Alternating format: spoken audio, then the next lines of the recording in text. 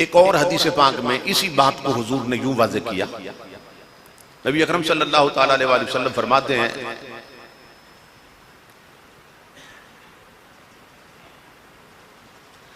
कि जो शख्स दूसरों को नेकी की तरगीब देता है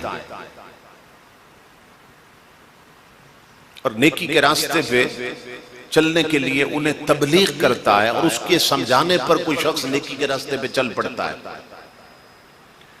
तो जिंदगी भर उस शख्स ने जितनी नेकियां की जो समझाने पे चला था, तो इमामुल अंबिया फरमाते हैं जितना उसे सवाब मिला ना, वो इकट्ठा उसे भी मिलता रहा कि जिसने उसे इस रास्ते पे चलाया था।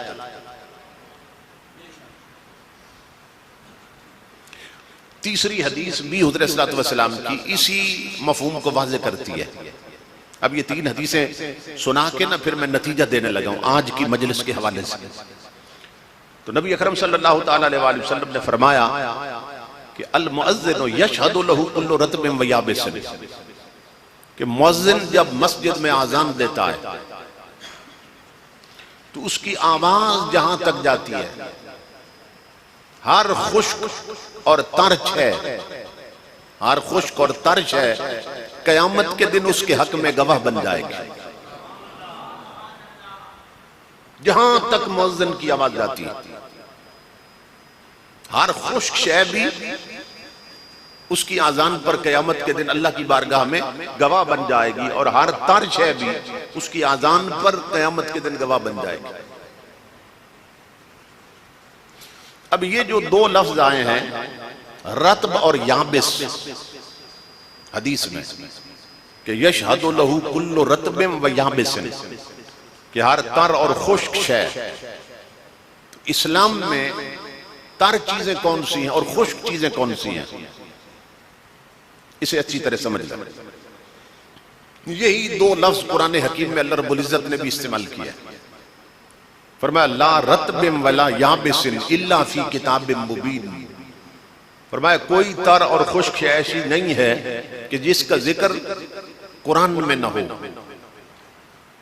यानी हर शय का जिक्र कुरान में। तो खुश्क चीजें कौन सी हैं कि जिनमें जान नहीं होती, जो बेजान है, और तर चीजें कौन सी हैं जो जानदार होती हैं, जिनमें जान होती है। ये इस्लाम में तसव्वुर है तरीका और खुश्की का, कि खुश्की मौत की अलामत होती है और तरी जिंदगी की अलामत होती है। तो नबी अकरम सल्लल्लाहु ताला अलैहि वसल्लम फरमाते हैं कि मुअज्जिन जब आजान देता है, उसकी आजान की आवाज जहां तक जाती है, तो कयामत के दिन वो चीजें भी उसके हक में गवाही देंगी कि जिनमें जान थी, और उसकी आजान पर कयामत के दिन वो भी गवाही देंगी जिनमें जान नहीं थी।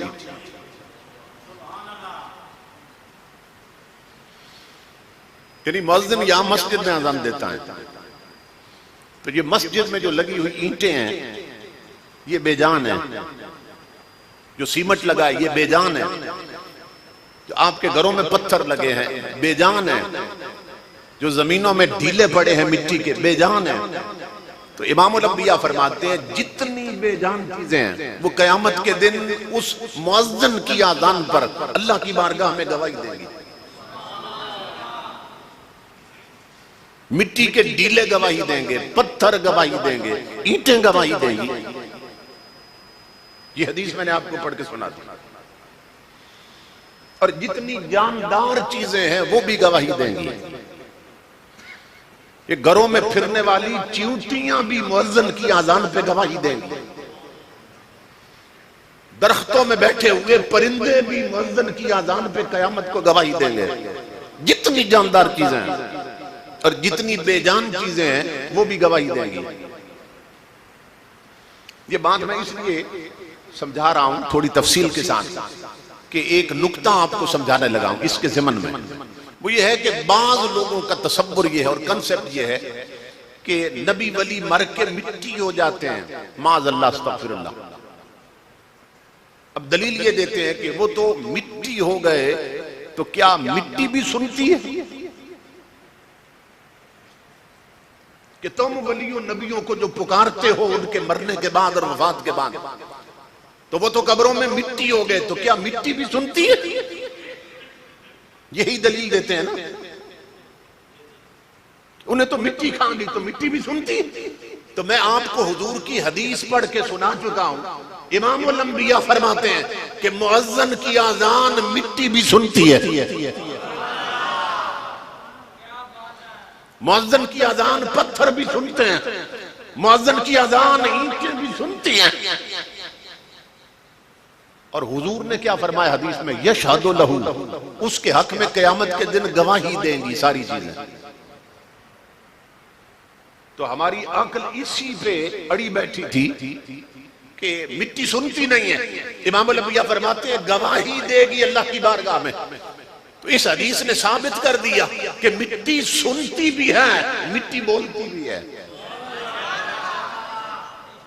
वरना गवाही कैसे देगी? मिट्टी सुनती भी है, मिट्टी बोलती भी है। और इमाम अल-अंबिया के गुलामों, इसी हदीस ने यह नुक्ता भी समझा दिया कि मिट्टी सुनती भी है, मिट्टी बोलती भी है और मिट्टी समझती भी है। नहीं समझेगी तो क्या बोलेगी क़यामत के दिन अल्लाह की बारगाह में? अगर समझे ही नहीं है कि ये आजान की आवाज थी या गाने की आवाज थी, तो क्या गवाही देगी अल्लाह की बारगाह में? और इस पर एक और हदीस में आपको सुनाता हूं। नबी अकरम सल्लल्लाहु अलैहि वसल्लम फरमाते कि इज़ा माता हामिलुल कुरान, कि जब कोई कुरान पढ़ने वाला फौत होता है, नावल पढ़ने वाला नहीं, फिल्मी मैगजीन पढ़ने वाला नहीं, रोमांटिक किताबें पढ़ने वाला नहीं, कौन? जो कुरान पढ़ता है, खबरें अखबार पढ़ने वाला नहीं, जंग और नवाए वक्त पढ़ने वाले की बात नहीं हो रही। उसकी अजमत हुजूर बयान कर रहे हैं कि जो अल्लाह का कुरान पढ़ता है। इमाम अल-अंबिया फरमाते हैं जब वो फौत होता है, उसका जनाजा पढ़कर उसकी मैयत उठा के उसकी कब्र की तरफ ले जा रहे होते हैं, तो अभी वो कब्र में नहीं रखा जाता कि अल्लाह रब्बुल इज्जत की कब्र की मिट्टी को आवाज आती है। अब मैं हदीस पढ़ने लगा।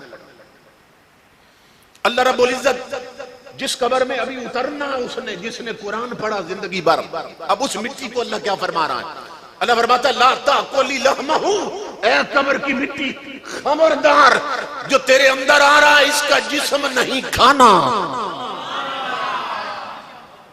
खबरदार इसका जिस्म नहीं खाना।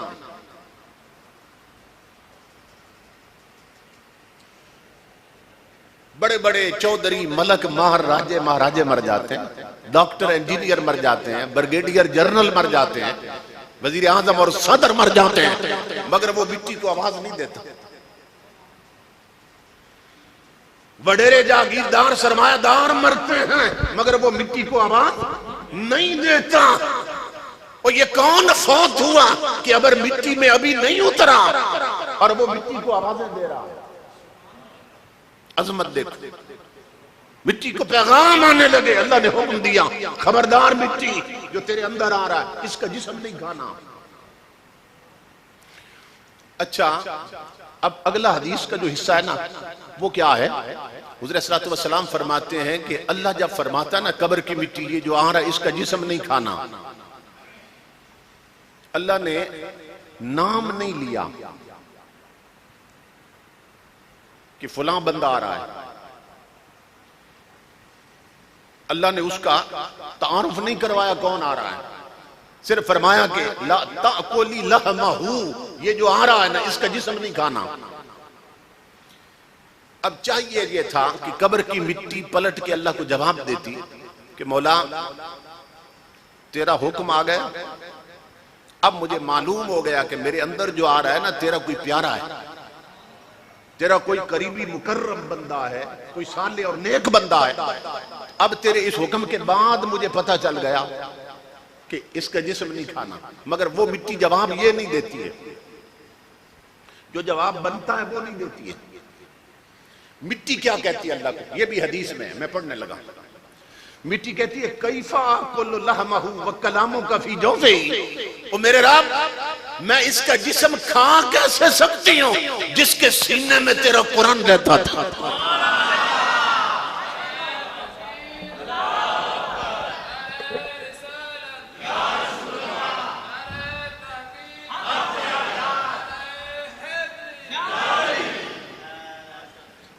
इसका मतलब यह है जिस मिट्टी को हम बेजान समझते हैं, जिस मिट्टी को हम बेअक्ल समझते हैं, और कब्रिस्तानों की वो मिट्टी भी जानती है कि मेरे अंदर नबी का गद्दार आ रहा है या मुस्तफा का वफादार आ रहा है। कब्रिस्तानों की मिट्टी को भी खबर है कि मेरे अंदर नावल पढ़ने वाला आ रहा है या मुस्तफा का कुरान पढ़ने वाला आ रहा है। इसीलिए तो जवाब देती है मौला मैं इसका जिस्म खा कैसे सकती हूं जिसके सीने में तेरा कुरान रहता है।